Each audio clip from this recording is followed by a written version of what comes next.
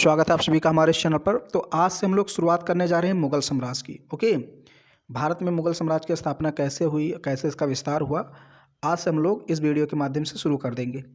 इसके पहले मैंने आपको दिल्ली सल्तनत पूरा पढ़ा दिया है, और पिछला वाला वीडियो अगर आपने देखा तो वहाँ पर मैंने आपको बहमनी साम्राज्य और विजयनगर साम्राज्य के बारे में पढ़ाया था, जो कि दक्षिण भारत के दो नए राज्य थे।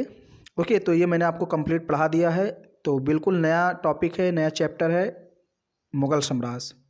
अब यहाँ पर मैंने लिखा है 1526 से 1556। तो वास्तव में यहाँ पर मैंने दो शासकों का शासनकाल एक ही में लिख दिया है। ओके, यानी कि आप मान के चलिए इसमें बाबर भी हो गया और इसी में आपका हुमायूं भी हो गया, बीच में शेरशाह भी आता है, उसका भी शासनकाल इसी बीच में आ जाता है। 1556 से आप अकबर पढ़ेंगे। तो अकबर एक बड़ा टॉपिक है, अकबर के बारे में हमें बहुत ज़्यादा जानना है, इसलिए हमने उसको अलग रखा है। ओके, उसको मैं अलग चैप्टर में पढ़ाऊँगा। तो आज हम लोग बेसिकली बाबर के बारे में पढ़ेंगे, चूँकि बाबर ने ही भारत में मुगल वंश की स्थापना की। तो चलिए अब हम लोग शुरुआत करते हैं मुगल साम्राज्य की और देखते हैं भारत में मुगल वंश की शुरुआत कैसे हुई, मुगल वंश की स्थापना कैसे हुई। एकदम लाइन बाय लाइन हम लोग को पढ़ना है।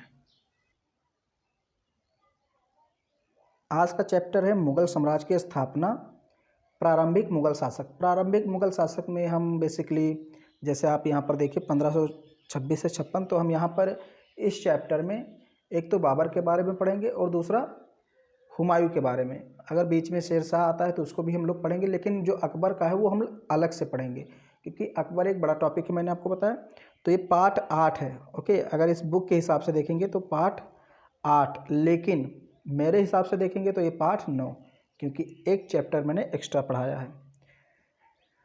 शुरुआत करते हैं। दिल्ली सल्तनत की शक्ति सने सने क्षीण हो गई। सने सने मतलब धीरे धीरे। जो दिल्ली सल्तनत थी, जिसमें गुलाम वंश, खिलजी वंश, तुगलक वंश, सैयद वंश, लोधी वंश थे, तो धीरे धीरे उनकी शक्ति क्षीण हो गई, यानी कमज़ोर हो गई। फलस्वरूप देश की राजनीतिक एकता छिन्न भिन्न हो गई। ओके, जो एकता स्थापित थी वो छिन्न भिन्न हो गई।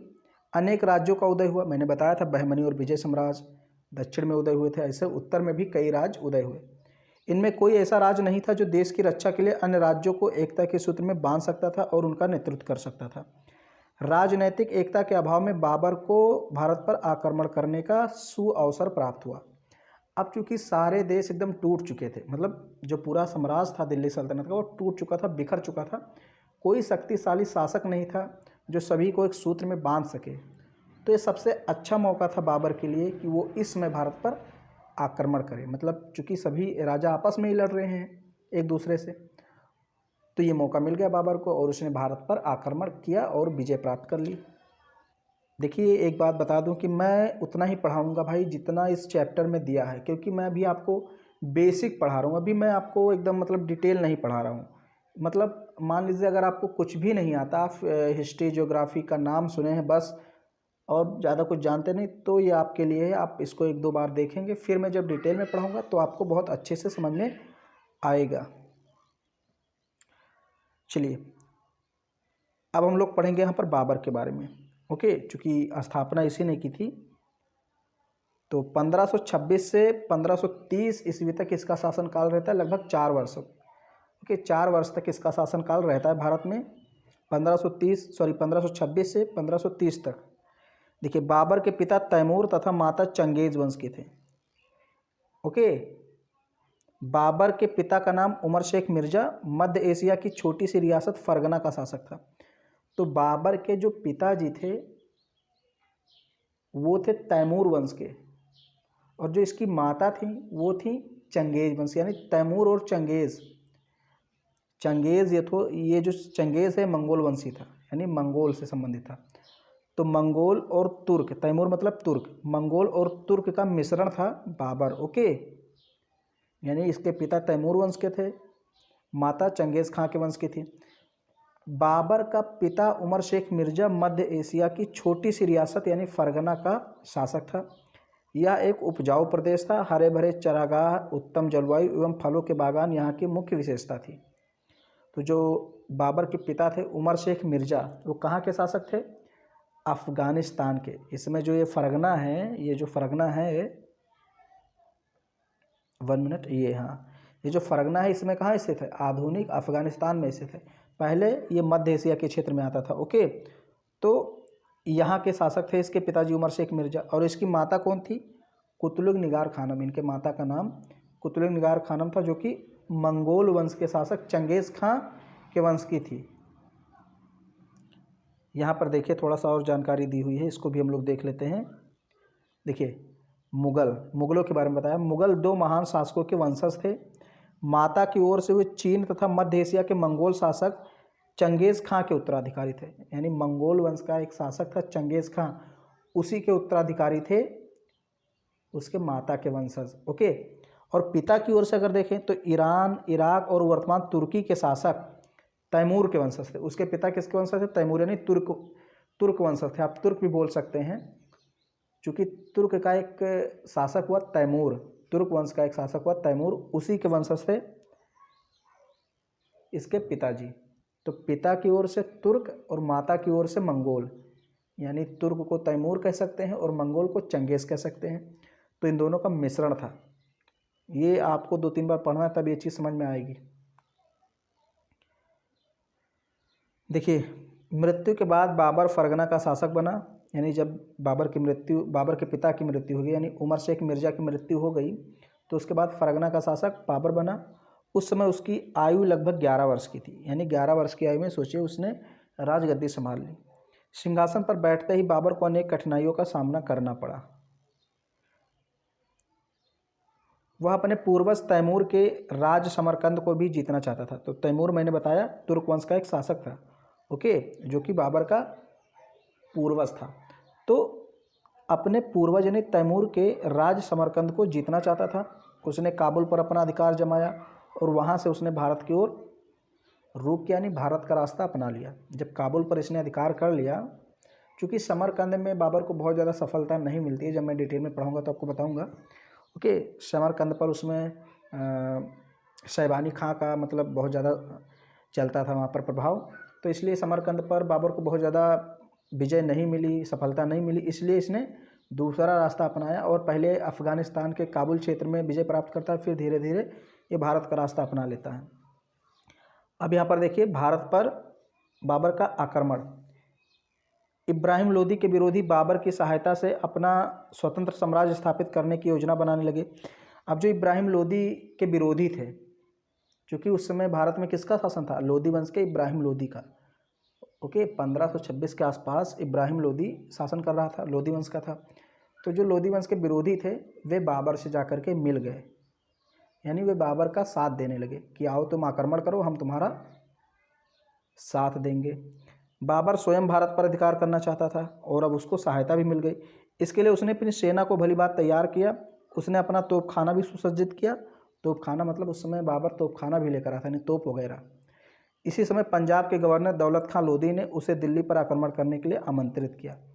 ओके, पंजाब के जो गवर्नर थे दौलत खां लोदी, ये इब्राहिम लोदी से मतलब थोड़े परेशान थे, उसके खिलाफ थे। तो इसीलिए दौलत खां लोदी ने बाबर को निमंत्रण भिजवाया, बुलावा भिजवाया कि आइए आप दिल्ली पर आक्रमण कर दीजिए।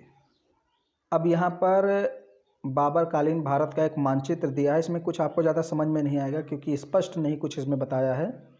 ओके, तो इसको एक बार आप ऐसे देख लीजिए, बाकी सारी चीज़ें आप जानते हैं। इसमें देखिए कौन कौन से क्षेत्र अफ़गानिस्तान का है, कंधार कहाँ है, गजनी कहाँ है, काबुल वाला इलाका यहाँ पर है। ओके, ये और ये गजनी है और कंधार यहाँ पर है। तो बाबर ने सबसे पहले यहीं पर आक्रमण किया था, काबुल पर। अब काबुल से उसने भारत का रास्ता अपना लिया।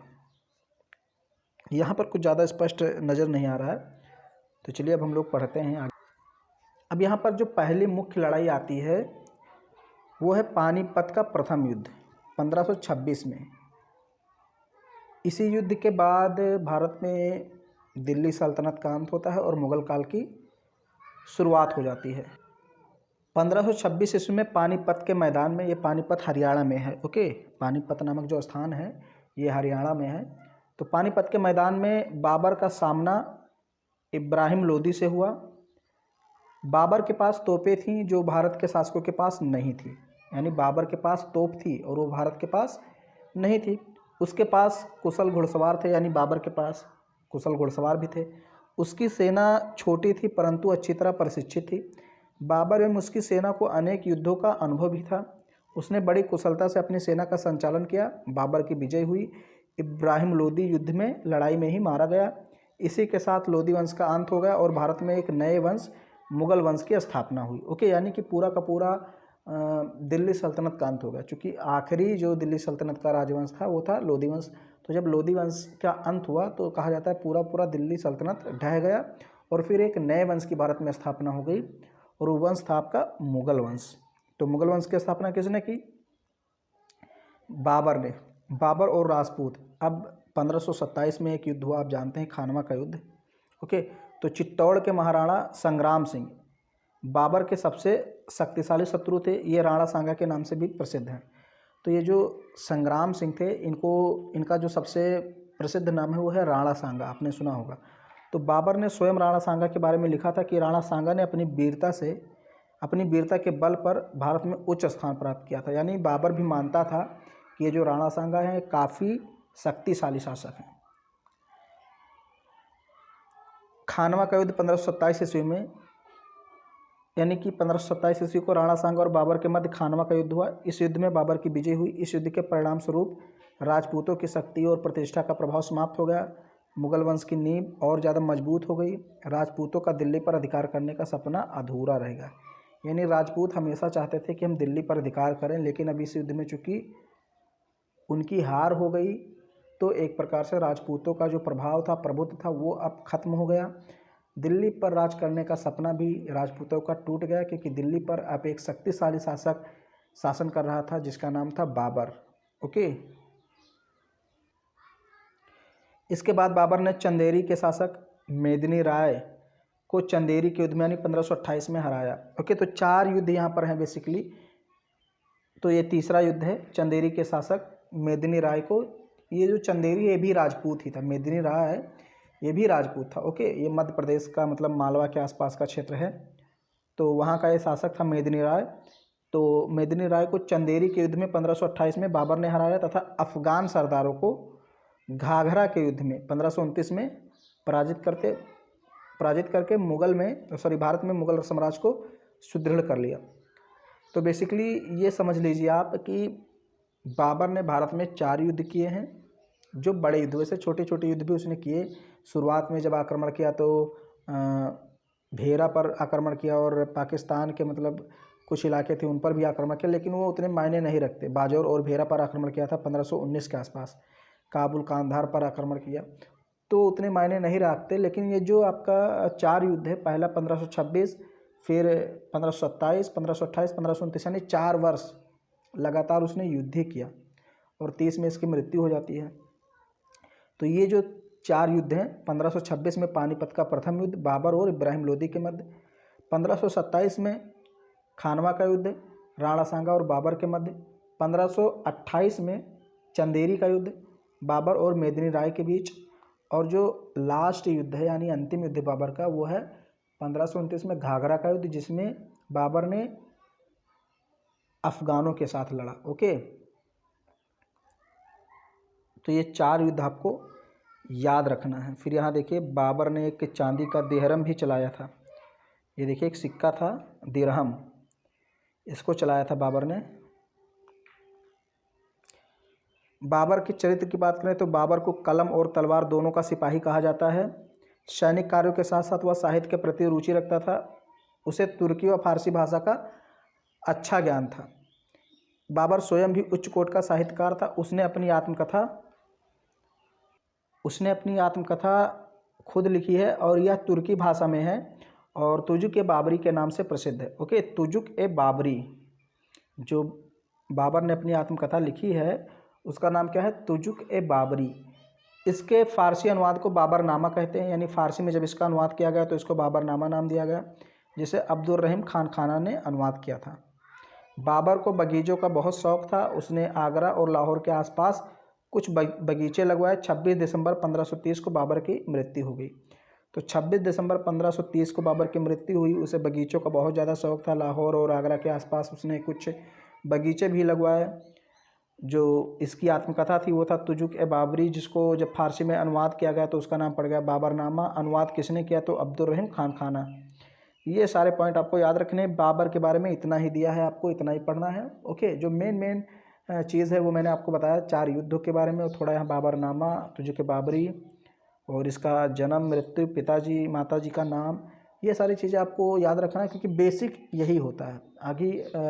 आगे अगर हम पढ़ाएं भाई, डिटेल अगर पढ़ाना शुरू कर दें तो फिर बेसिक का मतलब ही नहीं रह जाएगा। तो इसके बाद में हम लोग को पढ़ना है हुमायूं। अगले वीडियो में हम लोग कवर करेंगे उसको।